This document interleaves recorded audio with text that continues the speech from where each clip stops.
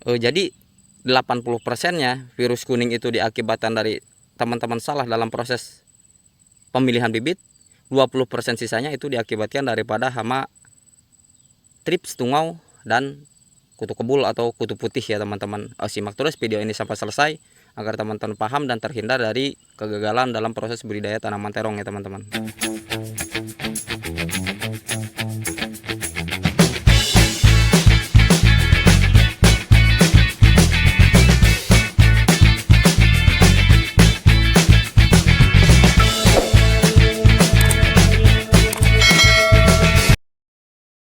Tahukah teman-teman bahwa 80% virus kuning itu diakibatkan dari salah dalam proses pemilihan bibit ya teman-teman.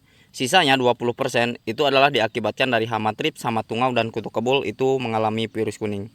Oke teman-teman, berjumpa kembali dengan Bos Terong Channel, informasi ragam pertanian inovatif, kreatif, dan bermanfaat.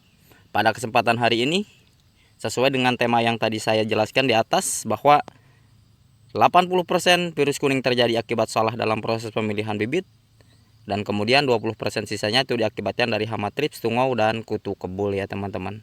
Simak terus videonya sampai selesai. Di akhir video saya akan menjelaskan bagaimana tata cara dan tips-tips agar teman-teman yang ingin membudidayakan tanaman terong tentunya tidak mengalami hal tersebut ya teman-teman. Tapi sebelumnya, seperti biasa, silakan bagi teman-teman yang baru bergabung atau baru menemukan channel ini, silakan like, komen, dan subscribe, karena subscribe itu gratis ya teman-teman. Ini adalah sisa lahan cabai bara F1 2250 pohon atau 2500 pohon kurang lebih yang saya tanam, dan ini sudah saya nyatakan finish ya teman-teman.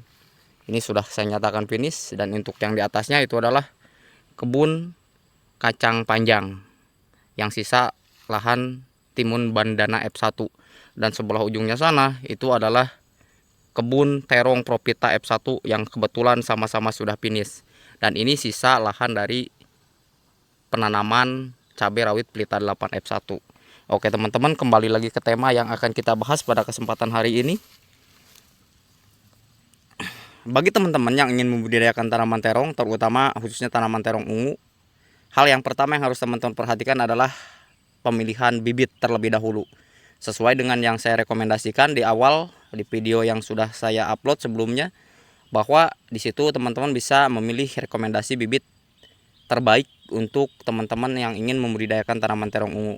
Nah, pada kesempatan hari ini, petani terong biasanya cenderung lebih khawatir terkena virus kuning. Padahal untuk pencegahan virus kuning itu sudah bisa kita cegah dari awal, yaitu dengan cara memilih bibit yang sempurna dan ideal.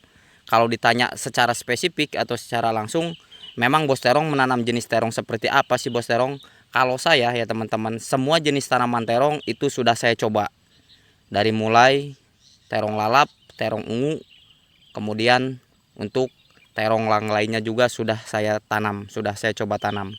Nah, kalau ditanya spesifik untuk yang paling bagus ya teman-teman, silahkan teman-teman menanam terong sesuai yang seperti yang saya tanam, yaitu yang pertama terong Antaboga, kemudian terong M72, dan kemudian terong Mustang untuk terong ungu ya teman-teman. Dan sedangkan untuk terong lalap, silahkan teman-teman untuk terong lalap menanam terong Propita F1 yang pertama, yang keduanya adalah terong kenari. Nah, itu untuk rekomendasi yang sesuai dengan pengalaman yang sudah saya lakukan selama 11 tahun budidaya tanaman terong dan cabai ya teman-teman. Nah, kemudian apakah hanya sekedar bibit yang betul-betul kita pilih? Tentunya tidak ya teman-teman. Setelah kita melakukan proses pemilihan bibit yang tepat, maksudnya adalah setelah itu barulah kita melakukan proses pengolahan lahan yang baik dan benar, sesuai dengan yang saya reviewkan pada video sebelumnya, bahwa lahan itu adalah kunci sukses pengolahan lahan adalah yang pertama tentunya melakukan proses pemberian pupuk dasar yang banyak, yang bagus, yang baik, yang sudah difermentasi. Baik itu melakukan proses pemberian pupuk dasar dengan menggunakan kotoran hewan, ataupun pupuk dasar dengan menggunakan organik, atau teman-teman menggunakan pupuk kimia. Nah, timbullah pertanyaan, bagaimana melakukan proses penanaman terong? Apakah bisa tanpa menggunakan pupuk kandang atau kohe, apakah hanya bisa menggunakan pupuk kimia saja itu akan bagus? Jadi jawabannya adalah sebaik apapun atau sebanyak apapun teman-teman melakukan proses budidaya tanaman apapun, tanpa melakukan pemberian pupuk dasar atau kotoran hewan, itu hasilnya tidak akan maksimal. Itu bisa saya pertanggungjawabkan ya teman-teman. Terlepas dari beberapa orang di luaran mungkin mengatakan bahwa tidak perlu menggunakan pupuk dasar, itu hasilnya akan bagus. Itu saya meragukannya ya teman-teman. Nah, silahkan di kolom komentar bagi teman-teman suka menggunakan pupuk dasar atau tidak menggunakan pupuk dasar kotoran hewan ya teman-teman. Yang selanjutnya adalah kegagalan yang biasanya terjadi sebelum melakukan proses penanaman adalah penyemaian bibit. Untuk proses penyemaian bibit yang baik dan benar, silahkan teman-teman menggunakan media semai yang baik dan benar, dan kemudian menggunakan polybag atau tray semai. Itu akan lebih cenderung lebih baik, lebih bagus ketimbang kita melakukan proses pembenihan dengan ditabur langsung di bedengan ya teman-teman. Dan yang selanjutnya adalah tentunya proses perawatan dengan memberikan fungisida ataupun insektisida. Itu sangat penting ketika teman-teman dari mulai tahap penyemaian sampai 14 hari atau 1 minggu setelah tanam, itu teman-teman harus memberikan perawatan yang sesuai dengan SOP yang telah saya tutorialkan pada video-video saya sebelumnya ya teman-teman. Dan terakhir adalah untuk proses pemanenan. Jadi untuk proses pemanenan pun kita tidak sembarangan, artinya dalam melakukan proses pemanenan yang pertama adalah waktu yang harus konsisten dan teratur.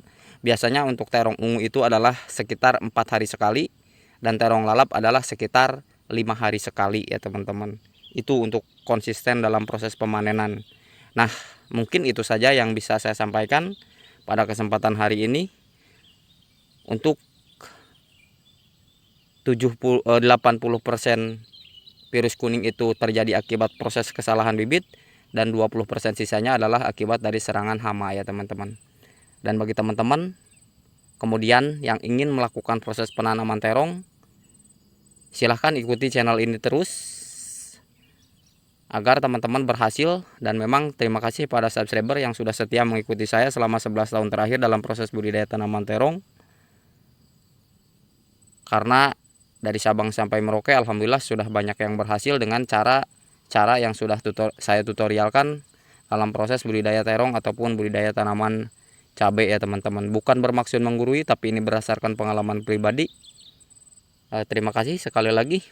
Tetap semangat, tetap konsisten dalam menopang ekonomi bangsa. Garda terdepan pejuang ekonomi bangsa. Tanpa pangan yang cukup maka bangsa dan negara tidak akan maju. Dan sebaik-baik manusia adalah manusia yang berguna bagi sesamanya. Kita saling mendoakan untuk seluruh petani di Nusantara. Semoga kita semua selalu sehat, selalu konsisten dalam bertani. Setiap petani memiliki cara dan perannya masing-masing dalam proses budidaya. Akhir kata, assalamualaikum warahmatullahi wabarakatuh.